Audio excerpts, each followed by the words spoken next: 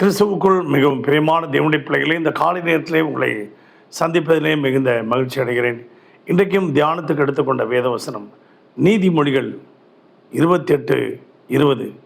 உண்மையுள்ள மனுஷன் பரிபூர்ண ஆசீர்வாதத்தை சுதந்திரித்துக் கொள்வான். இந்த கால வேளையிலே அருமையான தேவனுடைய பிள்ளைகளே, தேவன் உண்மை உள்ளவராகவே இருக்கிறார்.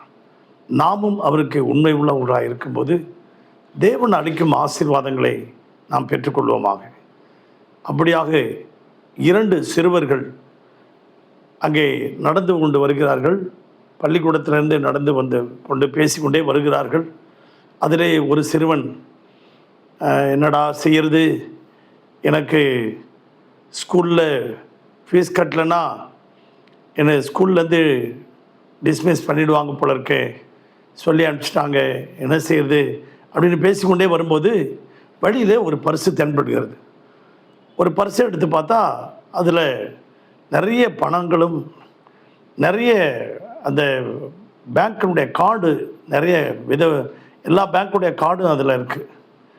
அப்போ அந்த பையன் சொல்கிறான், இன்னொரு பையன், என்னடா உனக்கு ஃபீஸ் கட்டுறதுக்கு பணம் இல்லைன்னு சொன்னேன், இதோ கடவுளே கொண்டாந்து கொடுத்துருக்காரு பாரு அப்படின்னு சொன்னோடனே, இதை எடுத்து நீ ஃபீஸ் கட்டிடு, நல்ல ஹோட்டலில் போய் என்ஜாய் பண்ணு, சாப்பிடு அப்படின்னு சொன்னான்.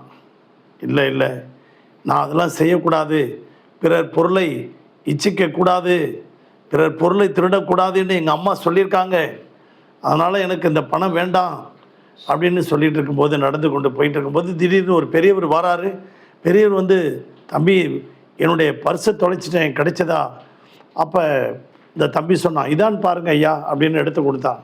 அப்பொழுது அந்த பர்ஸை பிரித்து பார்க்கும்போது அதில் உள்ள பணம் ஒரு பைசா கூட அந்த பையன் எடுக்கலை.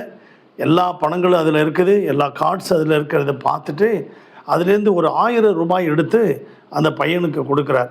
ஐயா, எனக்கு நீங்கள் கொடுக்குற அந்த 1000 ரூபாய் வேண்டாம், ஏனென்றால் எனக்கு வந்து என்னுடைய சத்தியத்தை, என்னுடைய உண்மையை நான் இந்த 1000 ரூபாய்க்கு நான் விற்க கூடாது என்று எங்கள் அம்மா சொல்லியிருக்கிறார், இப்படிலாம் செய்யக்கூடாதுன்னு எங்கள் அம்மா சொல்லியிருக்கிறார், அதனால் இதுக்கு வேண்டாம் ஐயா அப்படின்னு சொல்லிவிட்டு பையன் 2 பசங்களும் போயிட்டானுங்க, பெரியவரும் போயிட்டார். போன பிறகு அருமையான தேவனுடைய பிள்ளைகளை, மறுநாள் ஸ்கூலுக்கு போகும்போது பிரின்ஸ்பால் மேடம் வர சொல்லியிருக்காங்க. தம்பி உன்னை பிரின்ஸ்பால் வர சொல்லியிருக்காங்க அப்படின்ன உடனே, ஐயோ நம்ம ஃபீஸ் கட்டல போல இருக்கு, அவ்வளோதான், இன்றைக்கி நம்மளை டிஸ்மிஸ் பண்ணிடுவாங்க போல இருக்கு அப்படின்ட்டு போகிறான். இல்லை, நேற்றைய தினத்தில் நீ உனக்கு பரிசு கிடைச்சதா? ஆமாம் மேடம். அதில் உள்ள பைசாவை நீ எடுக்கவே இல்லையா? ஆமாம் மேடம். அவர் ஒரு இன்டர்நேஷ்னல் கம்பெனியுடைய ஓனர். உனக்கு இந்த இப்போ படிக்கிற கிளாஸ்லேருந்து நீ கல்லூரி முடிக்கிற வரைக்கும் உன்னுடைய படிப்பு செலவு முழுவதும் அவர் எடுத்துக்கொண்டார் அப்படின்னு சொன்னாராம்.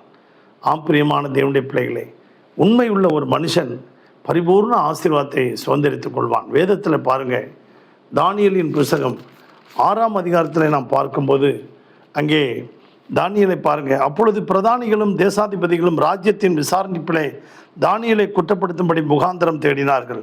ஆனாலும் ஒரு முகாந்தரத்தையும் குற்றத்தையும் கண்டுபிடிக்க அவர்களால் கூடாதிருந்தது. காரணம், அவன் உண்மை உள்ளவனுக்கு இருந்தபடியால் அவன் மேல் சுமத்த யாதொரு குற்றமும் குறைவும் காணப்படவில்லை. தானியேல் உண்மை உள்ளவனாய் இருந்தபடினாலே அவன் மேலே எந்த குற்றமும் சுமத்த முடியல. அவன் உண்மை உள்ளவனாய் இருந்தபடினாலே அவனுக்கு கிடைத்த பரிசு சிங்கக்கம்பியில் போட்டாங்க. ஆண்டவர் வந்து வானத்தின் பூமி உண்டாக்கின சர்வ வல்லவர் சிங்கக்கம்பிக்கு தேவதூதனை அனுப்பி சிங்கங்களின் வாய்களை கட்டி போட்டு ஆண்டவர் வந்து தானியேலை காப்பாற்றினார். இதை பார்த்த தரியு ராஜா ஆச்சரியப்பட்டு, இப்படிப்பட்ட ஒரு மகன், உண்மையான தேவனுடைய மகன் என்று சொல்லி அவன் பாராட்டினான். தானியேலின் தேவன் தான் உண்மையான தேவன் என்று அந்த தேசமெங்கும் பறைசாற்றினான். ஒரு தேசத்தையே தன் பக்கம் திருப்பினான். ஆம் பிரியமான தேவனுடைய பிள்ளைகளே, அந்த ராஜா தானியேலுக்கு என்னென்னலாம் செய்தார் பாருங்கள்.